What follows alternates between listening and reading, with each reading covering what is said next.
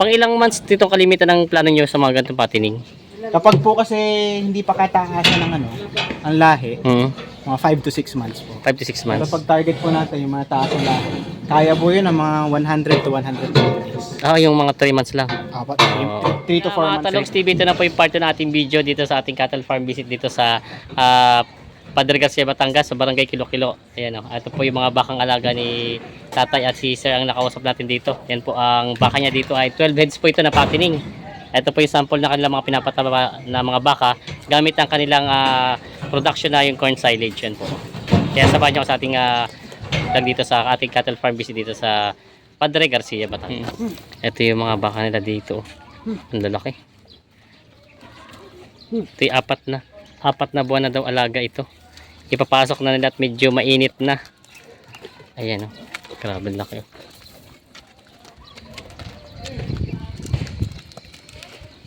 Sagad na.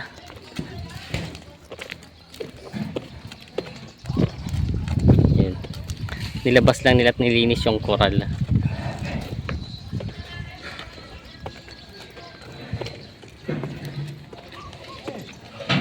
Ito pa yung isa o.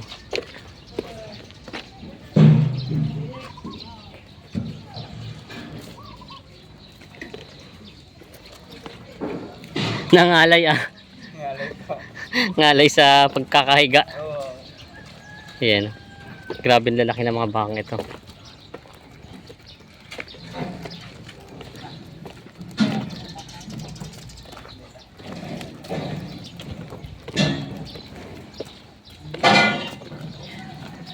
Tapos andun pa po yung iba. Bali ang nasa labas pa yung dalawa pa ano? Dalawa. Meron pa rin pala dito.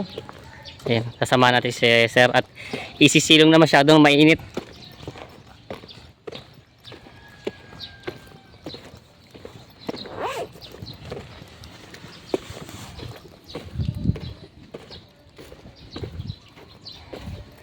Ito mga bago pa lang. Opo. Ayan. Mabait naman siya, ano?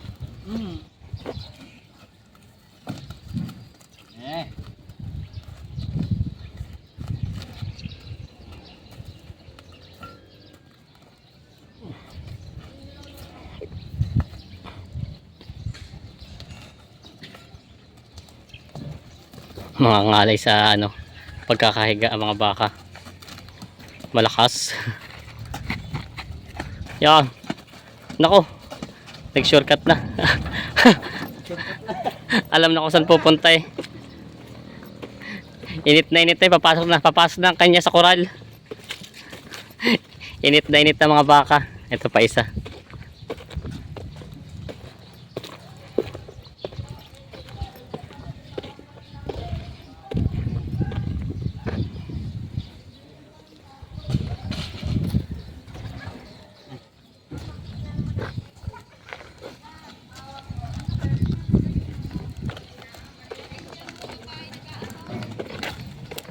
Ito pala lahat pinapasok, iba pa rin pala na doon, ano? Opo.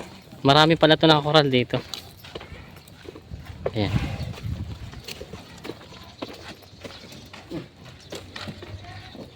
Ayan, nandito pa yung dalawa. Ito pala sir, Holstein? Opo, mga inahinin po. Inahinin. Meron po tayong dalawang Holstein din. Oo, ito. Ang target naman po natin dito ay pinakastahan po namin sa Brangus.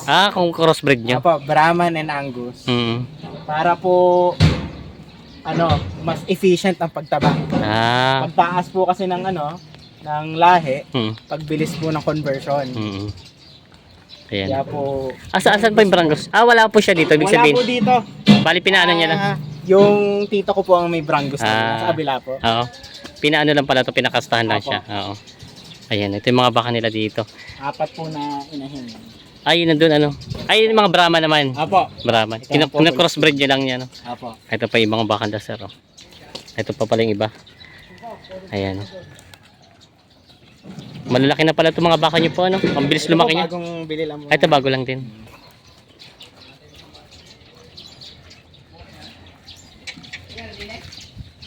Ayan, tingnan natin ito pag naipasok na nila. Marami pala ito, halo ko iilan lang. Halos ang laman. Kasi po itong patining, 11 heads. 12 po. 12 heads. 12 heads. Tapos 4 po ito. Itong mga inahinin. Yun pa yung isa. 16 po ang stock natin ngayon. 16 heads. Tapos 16 heads. Pero itong ganito, sir, pwede tayo lumapit dito sa, tatanong natin guys, sir, ang tumapatinin niya. Yan, marami pala itong malalaki. Sadyang malalaki ang kinukuha nila sir na pang ano. Ito, sir, pala, oo. Malalaki, oh. Kaya po ng corn silage. Oo, corn silage ang pakain nyo dito. Pang ilang months dito kalimitan ng plano nyo sa mga ganitong patining? Kapag po kasi hindi pa kataasan ng ang lahi, mga 5 to 6 months po. 5 to 6 Pero months. pag target po natin yung mga taas ng lahi, kaya po yun ng mga 100 to 120 days. Yung mga 3 months lang. Apat, 3 to 4 months 3 lang to po. 4 months lang. Pero ito inaano nyo pa lang siya dahil hindi pa naman siya ganun kalahi. Pero inaaral pa po natin. Oo. Pero, Continuous naman po ang learning. oo. Kumbaga kayo po ba bago pa lang nagbabaka o matagal na rin? Yung father ko po nagbaka na dati, pero ito po, Ito. first batch na po namin ito. Kumbaga parang dati kasi ang hindi naman uso yung mga ganito na koral Apo. Kumbaga yung nakatawag lawig lang, nakatali lang sa ano. Apo. Oo. E di, ito nga po, sabi nga po namin, part ng gastos dito, tawag namin tuition. Kasi continuous naman po tayo nag-aaral kung ano pong pinaka-efficient para sa cattle fatting. Kumbaga try out muna para at least bago nyo masabi sa iba na maganda talaga siya, Apo. na-experience nyo. Apo. Yun. Medyo kita naman po natin yung result. Oo, ang lalaki nga. Kita ko, sabi ko lahat halos ang lalaki tataba yun. Paano naman ang sarang dito? Sorry. Pwede naman po ang proseso ng pagpapakain nyo. Ilang beses siya? Continuous o... Continuous po. Wala siyang ano. Apo. Ah, Mga target po natin, sa bawat araw po, mga 2 hours lang siguro siyang walang pagkain. ganun lang. Pero continuous po dapat. Oo. Sa tubig naman po itong mga ganito tubig. Talagang wala, hindi siya dapat mawawala ng tubig. Apo, yun po talaga. Yun pala ang ano sir ko. Sa vitamins purga. Ano po, pagdating po dito, Oo. binavitamins at purga po. Bago siya isalang sa patining, Apo. dapat kompleto na siya. Apo. Ayun. Pero pinapaulitan pa po namin. Oo. Lalo na po pag may mga nagkakasakit. Oo. Yun po yung kailangan ng special attention. So ang nag-umpisa pala kayo dito, yung sabi niyo parang 4 months pa lang sa ganitong patining. Apo. Pinakamatagal niya. Ano po, 5 to 6 months na po. 5 to 6 months na rin pala. Oo. Ayan. Ito po, pinaka ano. Ito yung may... Ito sa nauna. Itong nagganto, malaki na talaga siya. Ito talaga yung sabi ko sa tingin ko sa pag-ikot ko, ito yung pambenta na talaga eh. Opo. Ayan, laki na talaga nito, mga bilog na bilog siya. Malapit na din po natin. I-out na rin pala ito. Ayan. Tapos ito na nga yung pakain. Mismong yung pagbebenta nila ng mga pakain ng mga silage, ito na po pinapakain. Opo, kung ano pong binibenta namin, yun din po yung gamit namin. Oo. Para kung bagay subok talagang. Subok po namin. Ayan. Hindi naman po namin ilalabas. Hindi po namin nasusubok. Kaya mas maganda to sabi kasi yung iba ganun. Paano nyo napatunayan na maganda kung hindi wala naman kayo? Ito tunay na. Kita nyo na yun, ang dami nyo hindi lang isa, dalawa, 12. Po namin kuha. Oo. Yan 12 heads tong alaga nila sir dito. Pero sino pong nagmamanage? Sino nag-aalaga dito? Meron na rin kayo si sir? Si Canal Si tatay. Si tatay. Ito, tatangin sa tatay ng konti. Hindi mahirap mag-alaga ng patabaing baka? Hindi naman. Hindi naman. Magaling po sa... Oo, talagang sanay sa pagbabaka. Opo. Pati kambing po. Magaling po. Meron din si tatay. Meron din po yung mga kambing na May alaga. kaunti po kami sa ibang farm naman po. Oo. Yun naman pala. Kung bagay kompleto na rin Mas focus po namin ngayon po. sa patining. Kasi mas maraming ngayon sa cattle pumapasok na mga gusto negosyo ng cattle farming. Pati ang maganda nga po dito, Ayan, may pakain na sila. yung operations po namin nandito na rin. Oo. So efficient naman po. Yun. Tingnan niyo po ito. Ito yung mga baka na sir. Balik 12 heads daw po ito na 12 heads pa. naalaga mga baka. Pwede ko sir ikutan titingnan natin yung mga huli niya. Yung mga hulihan ng mga puwit ng mga bakang ito. Kasi nakikita yung minsan sa ulo. Tapos yung pinakahuli nila, titingnan natin talagang mga malaki mga baka. Tingnan natin dito. Ayan. Ito po ito yung isa sa pinakamalaki. Ayan, halos ang huli niya ay bilog na. Ayan. Ayan. Ito yung mga baka na sir. So yun po, tuloy natin continue sa atin sa pag-aan natin kila sir. At may na rin nakita natin yung mga baka nila dito. Ayan. Sadya nga kinukuha nyo sir yung mga pangmadali na, yung mga... Pang fattening na po. Oo, talagang pangsalang sa patining. Yung mga parang 2 years old pataas na ito mga to. Mga Doon baka. meron po dito medyo maliliit pa. Oo. Kinuha na rin po namin. Oo. Ito, tinan yung mga sagad na siya. Ayan. At least nakita natin yung mga baka ni sir dito. Pero sir, pwede rin sila, kunyari, kung bibili sila ng silage, pwede rin sila pumasyal dito sa yung maliit na Opo, farm para opo. makita nila yung... Welcome po sila dito. Oo. Sabi ko nga po kanina po, may pumick up. Oo. Welcome po sila dito. Dito lang po tayo sa Barangay Kilo-Kilo. Ayun. Ayun. Mga 1 kilometer away lang po sa... Sa Paradahan. Opo, Hmm. Bakahan. Ayan, ito na po yung mga baka ni sir. Ayan, ito yung si tatay. Mga namumroblema po sa pakain ngayong tag-init, ito na po sila siya. So, ayan, marami na si sir dito. May papasok po. Ay. Papasok yan. Op!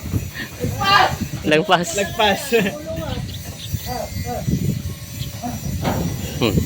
Dito. Ay, dito pala siya, napalampas. Nasobrahan yung takbo. Nasobrahan yung takbo.